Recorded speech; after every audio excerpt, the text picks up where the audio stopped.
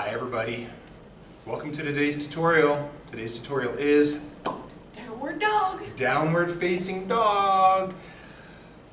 This is Jay, this is Makaela, this is Francis, this is still Jay here with Atma Yoga. This is yoga for anyone. I think you specifically should be doing yoga or something like yoga, and yes, I am speaking directly to you, person currently watching, going, I don't think I can do it. I think you can. I think anybody can. Just takes practice. So, let's roll the intro and let's get started.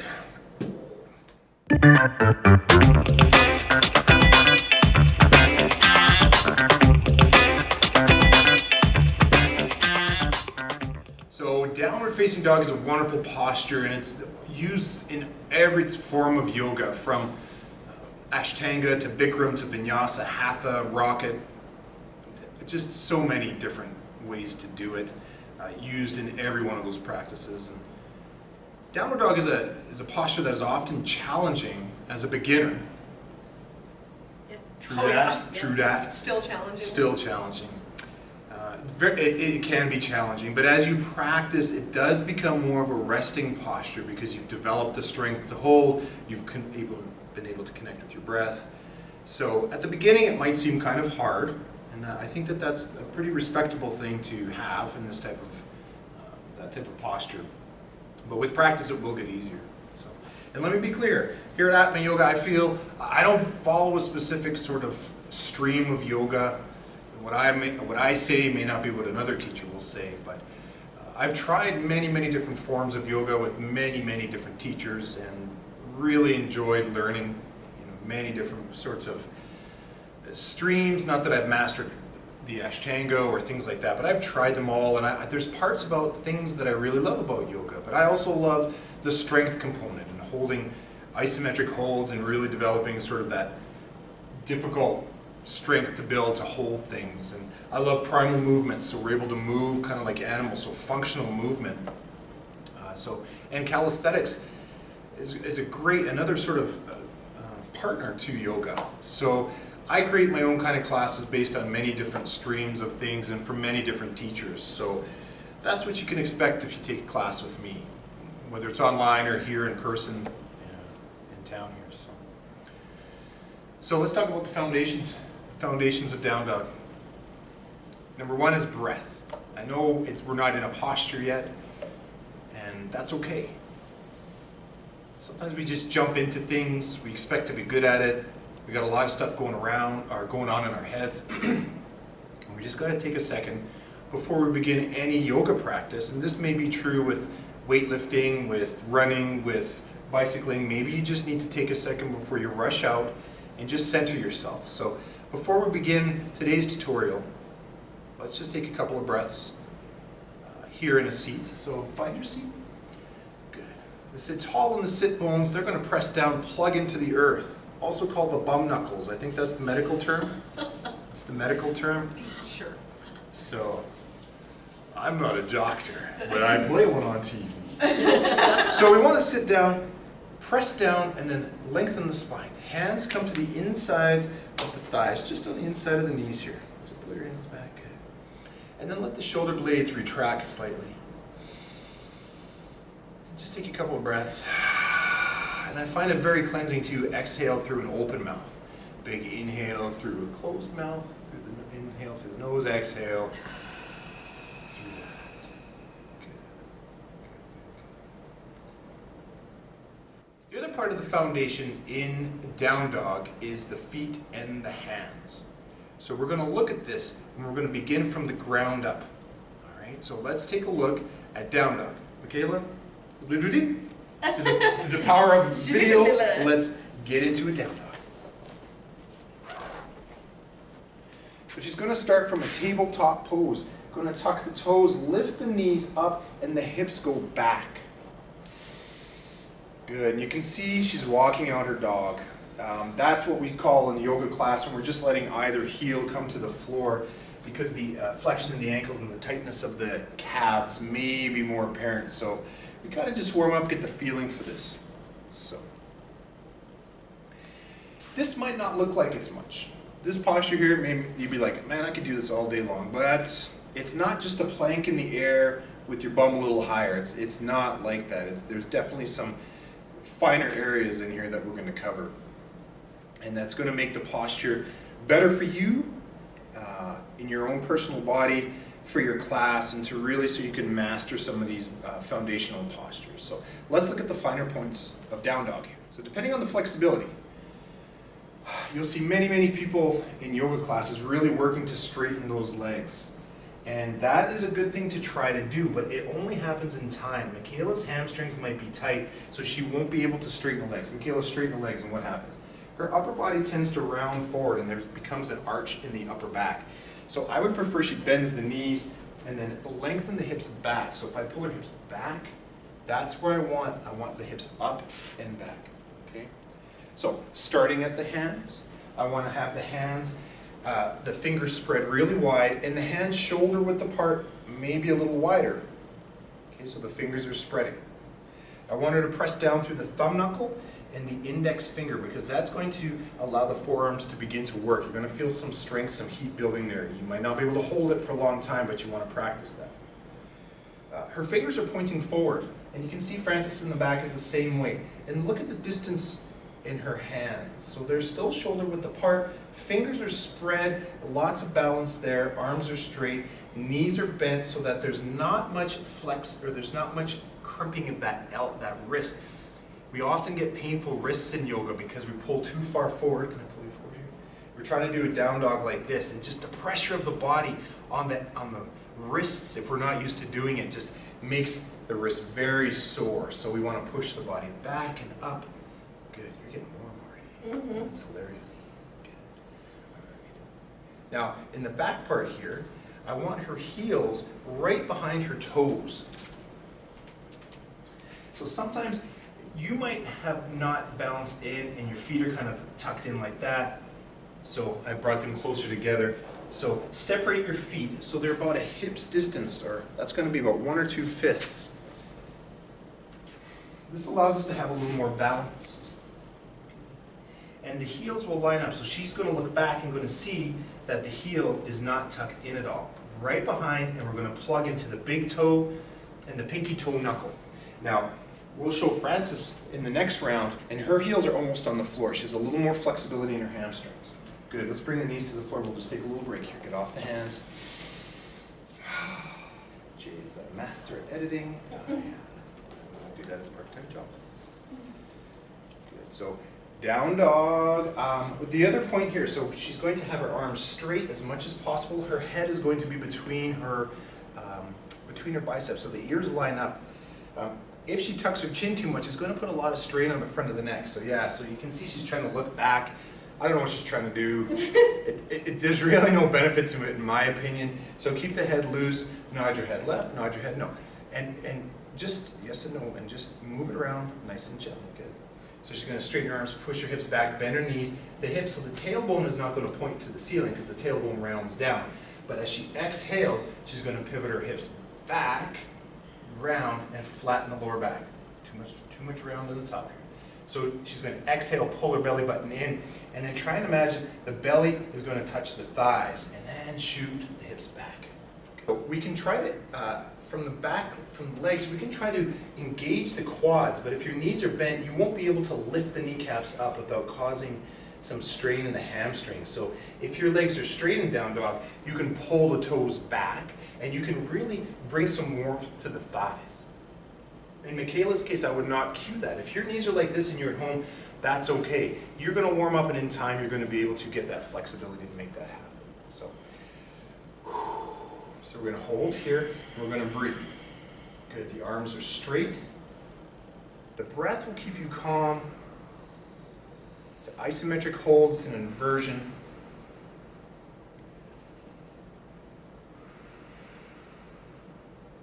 Now let's bring the knees to the floor. We'll take a little break.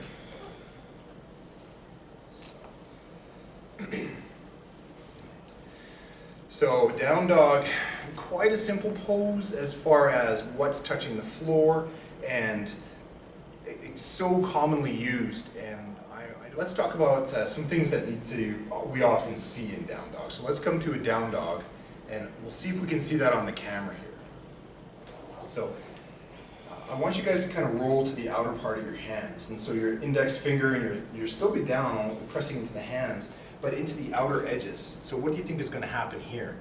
You're not really activating the forearms, and you're kind of putting a lot of pressure on little bones that can't really handle all that weight. So by pressing down into your hands, you're anchored to the floor, to the earth, if you want to think of it like that, and can really push up and back. So lift the hips up. Good.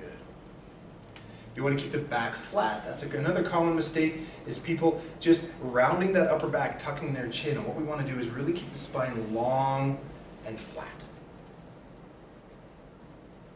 So we also see the hands too far forward or the feet too far back. So This is my problem. when Makaela and I first met, Makaela's down dog This was my first time. was quite, it's not a bad down dog, but when we transition from here, it makes things a little more difficult. So if she's going to try and step her foot in, it's going to be really tough to try and step forward. So, and then when we move around, we tend to get longer. So this, to me, walk your feet back even further. Yeah. Some people, you might be this wide, and it just is really tough to maneuver from here. So I am the type of person, I prefer to bring the feet up, bend the knees a little more, lengthen the upper body.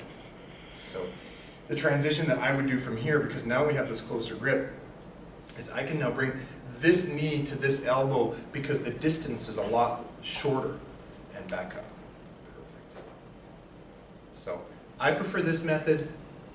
Again, there's lots of great teachers and streams out here. I find this one works best for me for longevity of yoga and for transitioning to more difficult postures. Okay, knees to the floor, let's take a break. Let's take a break. It's true though, my transitions are so much easier now that my stance is closer together. Yeah, because when you started, it was so wide. So wide. And then I'd say, bring your knee between your hands, and you just couldn't do it. No, You just couldn't do It was it. impossible. That's with the wide, almost a plank with just the bum in the air a little bit. Now, you can hop that back foot forward. There's things you can try to make work, but in my opinion, I like to try and do things with as little additional movement as possible, a little more efficient. So if my hands are a little closer to my feet and I can step in with one big sweep, then I feel like I'm moving a little more efficiently. So and Yeah, that's just what I'm trying. smoother. Smoother, exactly. Smoother. That's nice. What I'm going to do is, just for the sake of the video, I'd just like to see Francis's down dog from the side. So, Makaela. Good. So, different body styles, different flexibility levels. If you're in a class, you're going to see all kinds of different down dogs with different body sizes, length of arms, size of the torso, legs, whatever it is. So, Francis, come to your down dog. So she is very flexible, almost in the shape of a V. So this is great. I would have her pull her belly in and flatten the lower back a little bit. Good, and round your tailbone up and back. So pivot your hips down. Good. So this is how we're going to engage the core here. Good, but her legs are much straighter than Makaela's. Just simply different body styles, different things that are working in Francis's body. So don't be shy to just try things, to explore, and to see what works for you to get the most out of it. Francis got a great foundation here. Her hands are spread really wide. Lots of classes with me. I'm always reminding everybody of these things. Arms are straight. We can even turn the elbows back a little bit towards the floor and still push back. And we're going to feel the shoulder blades open up around the edges of the back.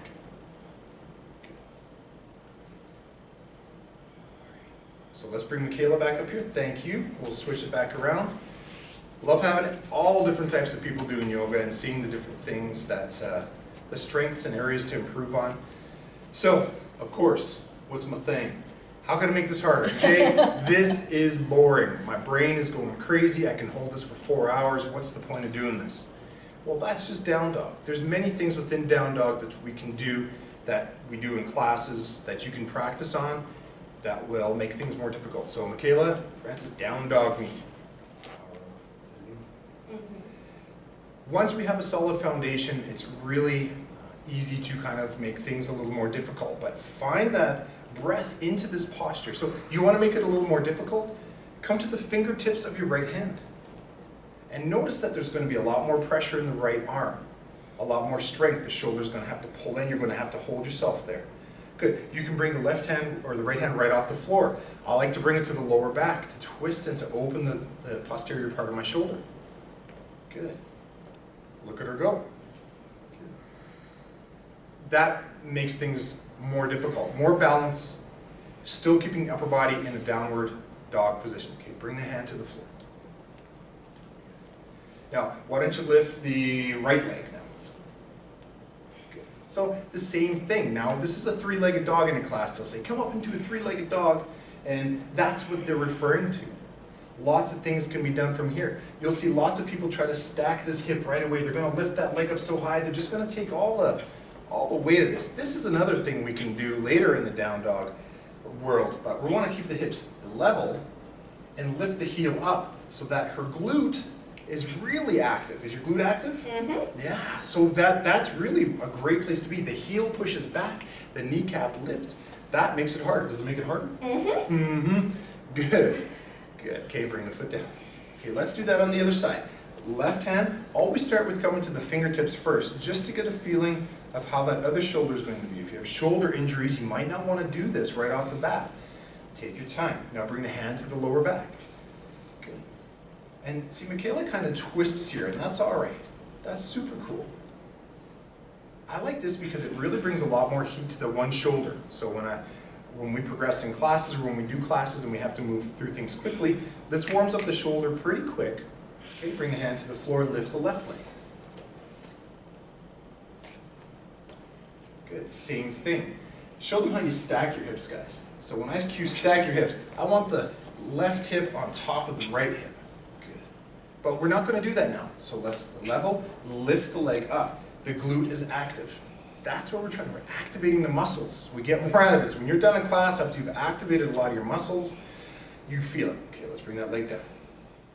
So those are just a couple of things that we do in a yoga class to make down dog more difficult, and also with the leg up, it eases our transitions into things like warrior two and stepping forward to the top of the mat. We're going to talk about transitions in another video, and we can transition from down dog to warrior two, warrior one, crescent pose. And I use it a lot because I really do feel that down dog is taking a break before we do those transitions. Now, you're like, Jay, those are pretty hard. What's a couple more things we can do? I can help you with that. So, down dog again, please, my friend. Some of the things I like to do in down dog that I feel I get stronger, I try to work as many muscles as I can, is I like to bring my knees to the floor, just hover and push my hips back. So my knees are hovering. You can see there's some space there. Okay, she's working her quads and her core is holding her all together. Now straighten the legs as much as you can. Good. Now do 5 of those. I call them down dog squats. And lift 4.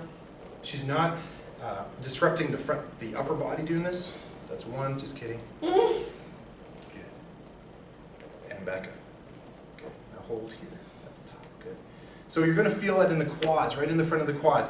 Don't go down too low if you have some knee issues. Take it easy. Pain is never good. Shaking, sweating, that's okay, all right? So, from here, what else can we do? Upper body strength, we can do push-ups in down dog. So, I cue the elbows coming out to the side. And you watch Frances in the back there, friends. She's going to bring her elbows out. Crown of the head comes straight down to the floor.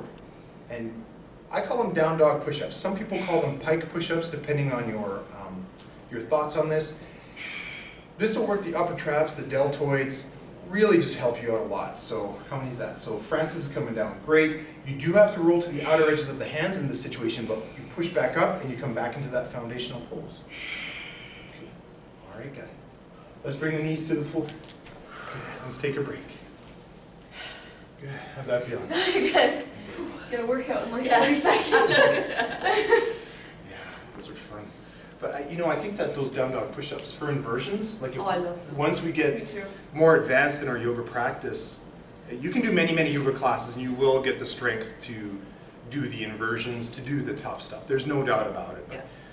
I like to do as much as I can in a class within the yoga realm because I love yoga so much and it's a great foundation. So I try to come up with things that I can do within yoga posture to make the muscles more active, to make more strength, whatever it is. I try to do it from the base of yoga and incorporate some of the other things that I love. So So just to summarize, down dog is a mild inversion. So it's like a headstand is an inversion. A forward fold is an inversion. It's a mild inversion, but it's an inversion. It gets the blood back to the head.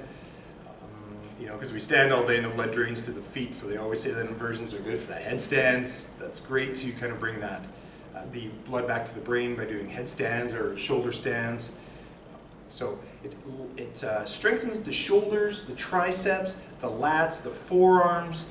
So if you would see an anatomy drawing, it strengthens so much to just hold that there. Now, are you going to get humongous big muscles? No, because we're just using our body weight.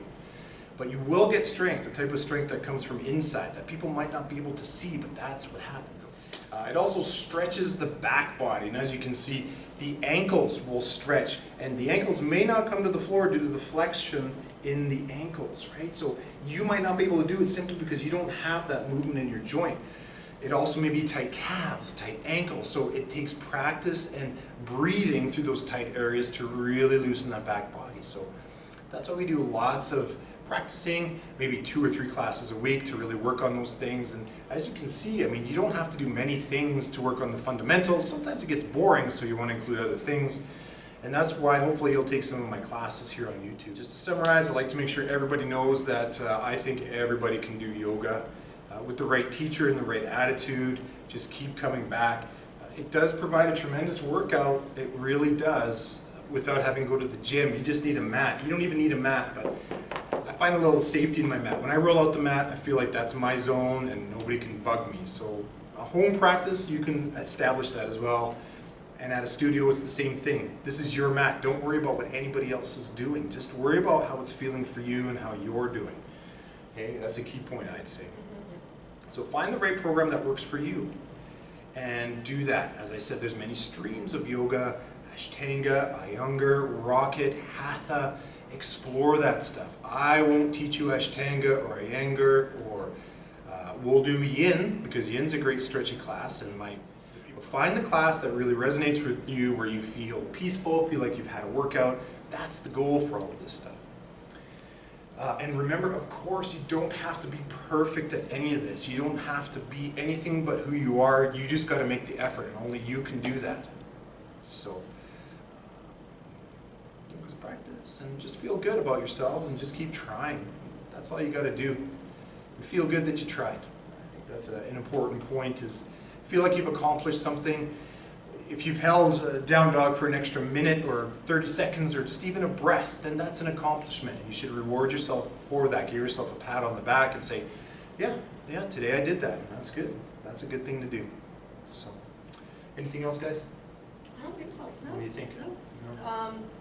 The only other thing that I would say is just like the body type thing and not being too hard on yourself. The reason I was so wide when I very first started yoga was because I was like, oh my God, my ankles don't touch, or my heels don't touch the ground, and I just felt so insecure about it.